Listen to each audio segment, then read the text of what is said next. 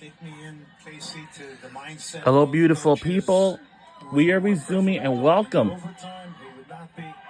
I think East Carolina We'll be welcome to the 2024 AAC Championship, like the AAC Women's Soccer Championship. East Carolina versus Memphis Tigers Women's College Soccer Championship game.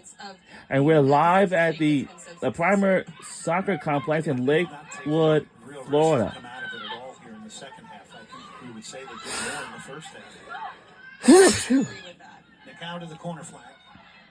And the team we're rooting for is East Carolina Pirates.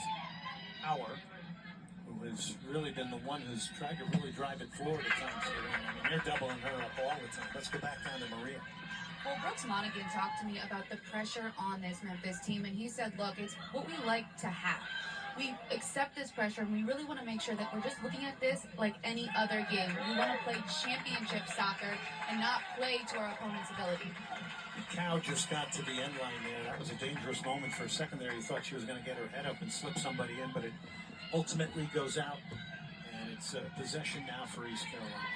Yeah, and I think for Memphis, they are known for their mentality, but they are circled on everyone's schedule. That is a pressure that is on these college student athletes, but I do think they revel in it. I think that they bring out their best when that pressure is on them, and they've played well today.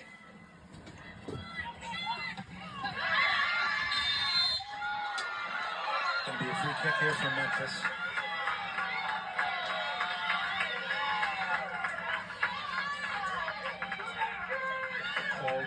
Dolan Boudreaux.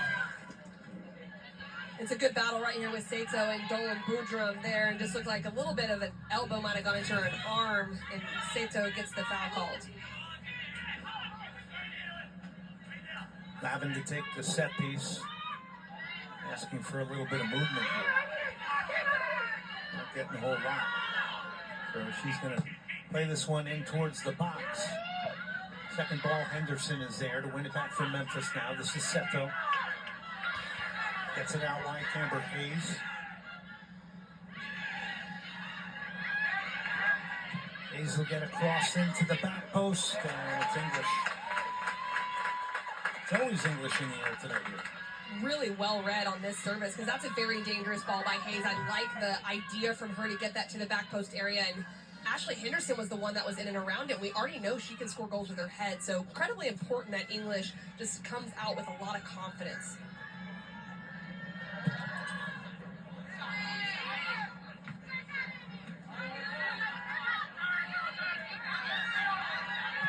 Evelyn Mackay with a nice ball to turn the Memphis defense here. Schnell, the intended target.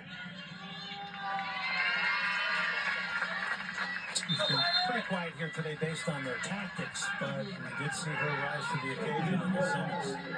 And they've had to play a little bit more of their defensive shape today just because of the level of Memphis. But this is something that they've done, and Schnell's just been asked to start a little bit deeper as Moxie comes back into the game. But also, on the flip side, I think these last 8 minutes or so, Perrone's been put up top for Memphis as well. She has a lot of speed, and so maybe look for a direct ball. Memphis might be looking to pair her with Ashley Henderson to catch ECU off guard in transition. First time ball comes into the box. It's dangerous. It's headed away. It was almost like it was a little bit reacted to late. Ogden broke that play up. It was Evelyn Mackay in there. Well, it's going to be a corner here now for East Carolina, who has very rarely been in the opponent's third of the field here today, and one way to do it is off the corner. The team that is dominant in possession like Memphis has been today, this is not a moment they like, because this now allows everyone to get forward, and we all know with soccer it can take one moment, so this service is going to have to be really important in swinging into that 6-yard box. Really switch on defensively here. Let's see what East Carolina can do off their corner. This will be an in-swinger. It's curling in. That's a good-looking ball, and it forces a decision out of a goalkeeper, and it's excellent handling there by Kaylee Bierman. You remember last year, she was one of the stars of this tournament, maybe the all-tournament team, as Memphis won it.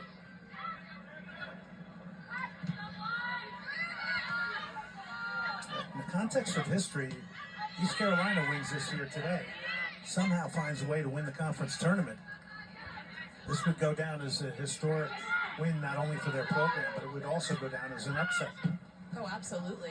And they've played really well with Memphis today. And I think this isn't a case of one team not playing well. Both teams playing very well to their tactics. Here's Howard, knocks it back, McCow.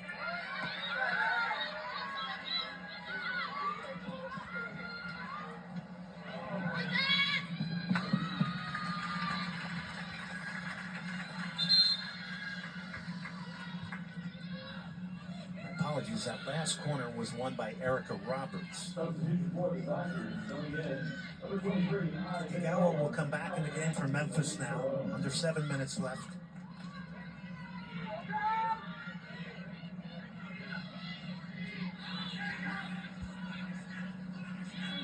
Look at Brooks Monaghan. What's running through his mind right now? He wants to win this game. I can tell you that right now, and not just because of what that would mean for their NCAA tournament, but just the competitor that he is. But he is someone who has a huge mentality and reflects in his team. But I think it's also something to consider, like really the RPI, and this win still is really important for them because you don't want to just leave it in the committee's hands.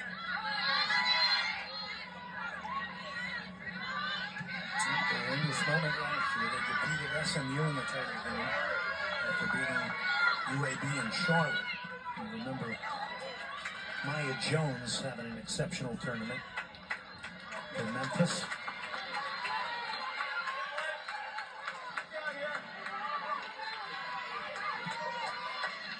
Under 6 minutes left. She has been busy, and she has been effective off the bench in the first half, and as a starter here in the second, Erica Roberts.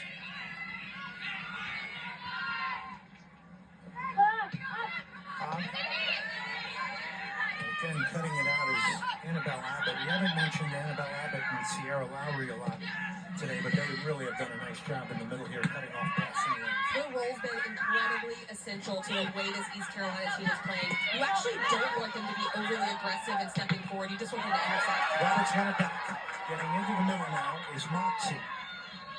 And a great recovery there from a highly talented German defender, Sarah Hahn. But it concedes the corner here now for East Carolina.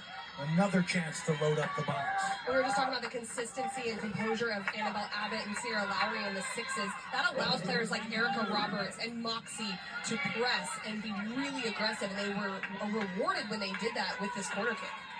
10 overall in this game, but we've gotten 2 in a row now for East Carolina.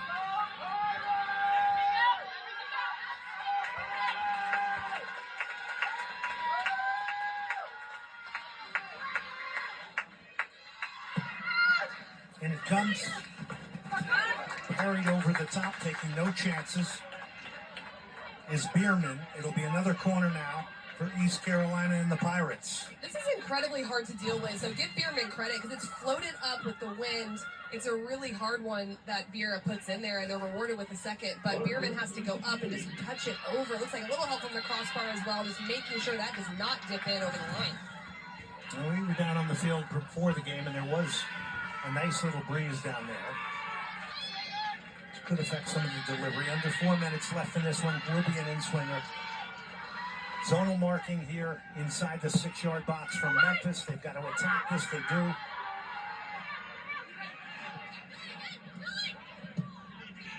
East Carolina's going to stay in attack here. They've got bodies in the box. Ball is loose. It's a shooting opportunity that fell right to Samantha Moxie. Could have been the opening goal of this game. As clear a chance maybe as East Carolina has gotten today.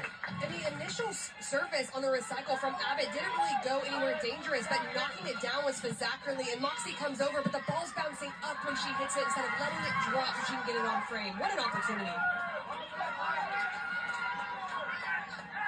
Well, she's done a lot of work up front today. Samantha Moxie. Would have been a counter if she buried that. She is again now. She's the intended target here. Robin doesn't get it cleared, but comes back to win it. Amber Hayes.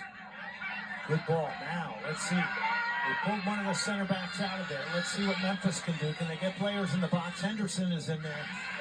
Some tremendous defensive work to come back here. That is tracking at its best, and that really is the epitome today of East Carolina. You took the words right out of my mouth. She had 5 yards at least on Lindsay Aiken. The recovery is one thing, but then the ability to see that out and not get stressed in that moment to give up a corner, really high-level defending. Well, you've repeated the concentration and the organization. That has been 10 out of 10 today for East Carolina for the most part. It has. Strengthen the collective. It's not to say Memphis isn't collective either.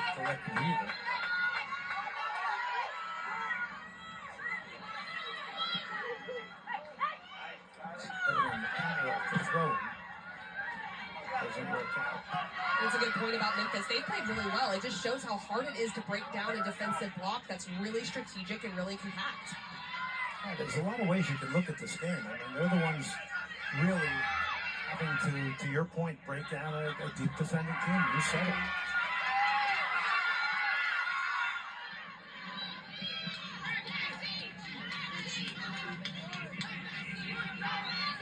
Also, positionally, East Carolina has really been solid. I mean, they haven't. We're under 2 minutes to go in the second half. And it's still scoreless until we go to first overtime. They haven't, and they've also figured out moments when to jump and press that have been good. Like, you have to jump out of your shape at times and be that player that presses the ball. So there's been moments of that. That's where teams normally get in trouble, is picking the wrong moments when there's too much space to expose. And that's what East Carolina's done really well. Only seconds left. It would be drama to prevent us from going to overtime. The 2 10-minute periods, the golden goal will be in effect. You score, it's over. East Carolina knows a lot about that. Ball delivered in the box here. There's going to be a second ball here. It's Howard. You better keep an eye on Howard here. There's 16 seconds left. There's a long-range hit that's going to go over the top from Seto, out for the goal kick, it looks like. We are going to go on to extra time here today in Lakewood Ranch, Florida. Wow, and it's been an exciting game between these two teams, and I think for Memphis, they got Howard a lot more involved in this second half, and when she's on the ball, it is scary. Something East Carolina is going to really have to pay attention to. Take a break. We are headed to overtime. Number 3, East Carolina against number 1, Memphis. They're playing for that beautiful trophy, the American Athletic Conference Championship.